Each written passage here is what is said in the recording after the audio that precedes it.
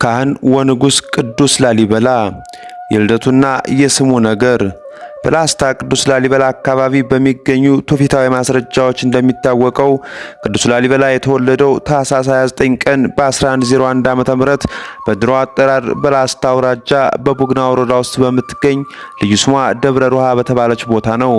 የገና በዓል በሀገራችን በቅዱስ ላሊበላ በደማቅና በልዩ ሁኔታ የሚከበረው የቅዱስ ላሊበላ የልደት ቀን ከጌታችን ኢየሱስ ክርስቶስ የልደት ቀን ጋር የገጠመ በመሆኑ ነው። በድርሳነ ዑራኤል ቅዱስ ላሊበላን በመጸነስ ሆነ በመውለድ ከጌታችን ከመድኃኒታችን ከኢየሱስ ክርስቶስ ጋር የተባበረ ነው ይላል። የቅዱስ ላሊበላ አባቱ ዛንስዩም እናቱ ደግሞ ኪሪዮርና ትባላለች። በላስታ አካባቢ እንደሚነገረው ንጉስ ዛንስዩም እጹፍተ ወርቅን አግብቶ መጀመሪያ ሀርቤንና ርብቃን ወልዶ ሚስቱ እጹፍተ ወርቅ በሞት ስለተለየችበት ኪሪዮርናን አገባ። ኪሪዮርና ማለትም በዘመኑ ሲነገር በነበረው የአገውኛ ቋንቋ መሰረት ቤተ ክርስቲያን ማለት ነው። የቅዱስ ላሊበላ የስሙ አወጣጥ በመወለዱ ጊዜ ከተፈጠረው ክስተት ጋር የተያያዘ ስለመሆኑ በሰፊው ይተረካል። ቅዱስ ላሊበላ በተወለደ ጊዜ በነጫጭ ንቦች ተከቦ ስለነበር እናቱ ኪሪዮርና ልጄ እንበላው ለማለት ላልበላ ብለዋለች።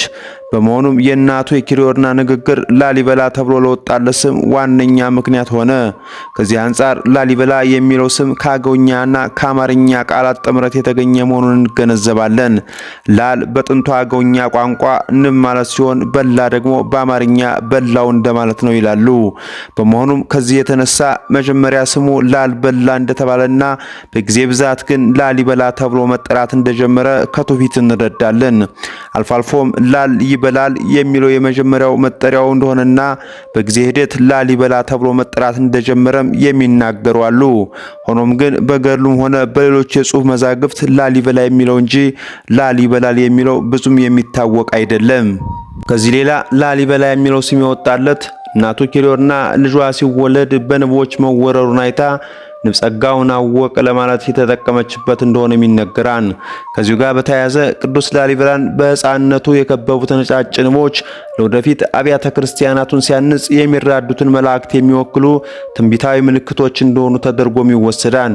በገድለ ቅዱስ ላሊበላ ጌታችን መድኃኒታችን ኢየሱስ ክርስቶስ ከድንግል ማርያም በተወለደ ጊዜ ሰብአ ሰገልን ኮከብ እንደመራቸው ንብም የቅዱስ ላሊበላን ልደት አብሳሪ ሆነ ይላል።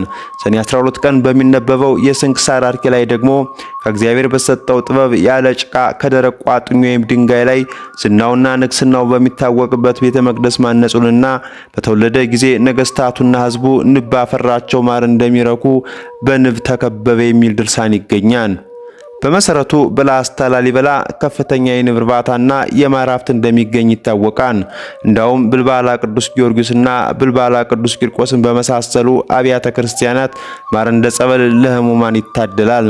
በቅዱስ ይምርሃነ ክርስቶስ ቤተክርስቲያን የግድግዳና ጣራ ላይ ስዕሎችና ምስሎች በተደረገው ሳይንሳዊ ጥናት ከንብ ማር የሚዘጋጅ ሰም መገኘቱም በዚያን ጊዜ የነበረውን የማር ሀብት አንዱ አመላካች ሊሆን ይችላል።